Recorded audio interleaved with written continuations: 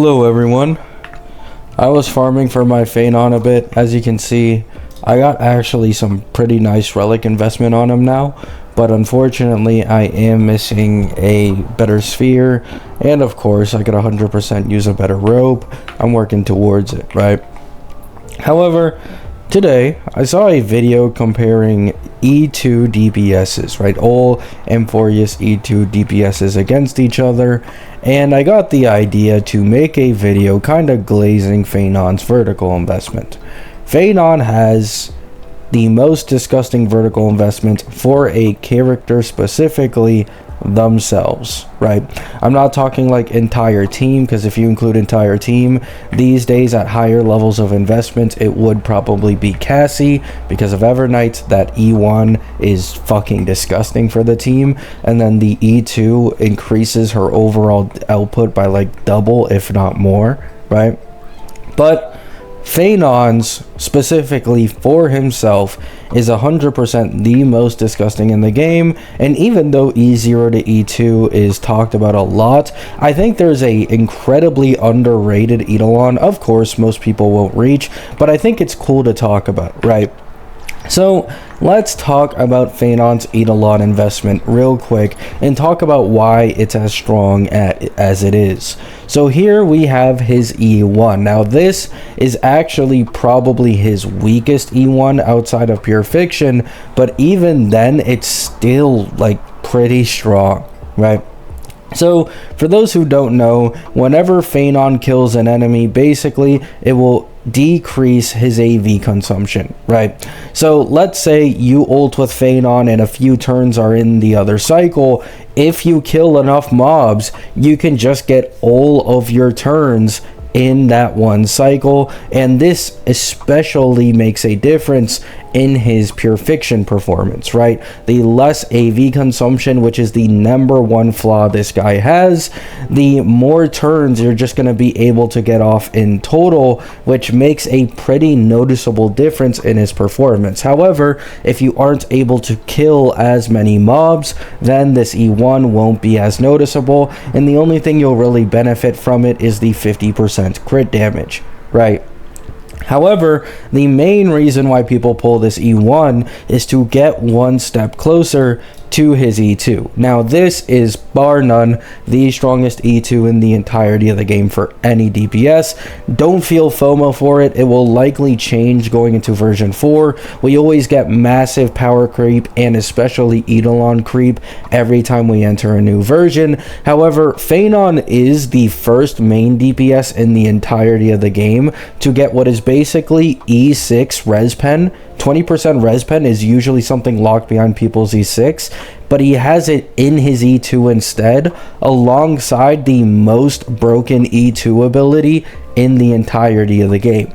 Every time he uses Meteor, he gets an extra turn, and in his weakest modes such as Pure AoE and Pure Fiction, this actually turns him into one of the strongest, if not the strongest DPS in full AoE scenarios, because he can just brain dead spam meteors, counter, spam meteor again, counter, spam. He keeps getting extra turns for every turn he meteors, which is incredibly fucking disgusting for his overall performance. Most people have this E2 as around a near 100% jump in average scenarios, and in best case scenarios it can near 150%. That is how insane of an Eidolon jump this is. So I don't think we need to talk about E3 or E5. You guys already know what this does. However, I think the #1 most underrated Eidolon for Feainon is his E4. Right now, E4s are quite historically shit for a lot of DPSs in this game, and you know, this isn't anything new. Everybody knows the E4 Jiaoqiu meme, because E4 Jiaoqiu basically has what Cypher has in her base kit, which makes enemies do less damage towards you. That is his E4. You need to get to E3 and E4 to cost to reach like 20% less damage done to you. It's a scam, right?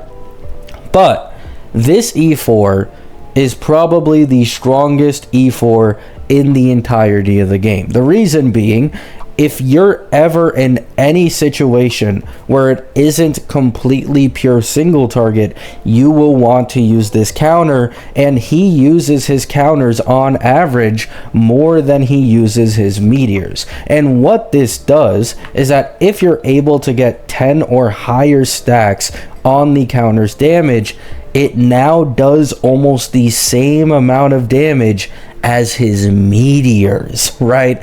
People don't know this because obviously most people don't look for E4 Feainon showcases, but in any situation where enemies really like attacking multiple times and you use that counter at E4, his counter will do as much damage as his meteors, which is absolutely fucking insane, because this is supposed to be his downtime, right? When he's using basics and counters and can't use meteor, it's supposed to be his downtime for not having insane levels of damage. But that E4 enables you to have consistently insane top tier levels of damage no matter the situation, even if he doesn't have a meteor on the ready, right?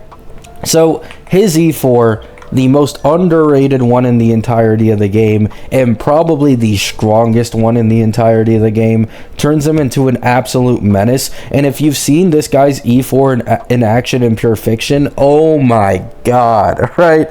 It is so disgusting. However, of course, knowing Hoyo, they need to reintegrate the balance between his kit, right? So to bring the meteors back up to like this special, you want this, everything else doesn't matter attack, this E6 makes it so that only on his meteors they get 36% true damage, and this true damage is targeted towards the highest HP mob on field. This is the most broken E6 in the entirety of the game, bar none. Oh my god, who would have guessed it? The most broken E2, the most broken E4, the most broken E6, right? It doesn't end. This guy just has the most disgusting vertical investment in the game.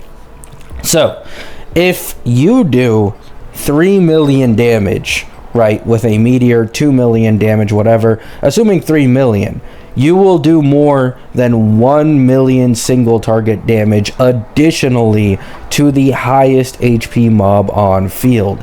In higher AoE scenarios, the difference this makes is absolutely fucking disgusting, and with Ceridra it increases the value of this even further because of Ceridra mainly buffing meteors and the fact that she can duplicate your meteors, right? So this is a massive increase to his overall performance. You shouldn't always only look at the overall damage increase for this stuff, because it's the mechanic of it being targeted towards the highest HP mob on field that makes this so much more broken than anyone else's E6 in the game. However, it doesn't even stop there, right?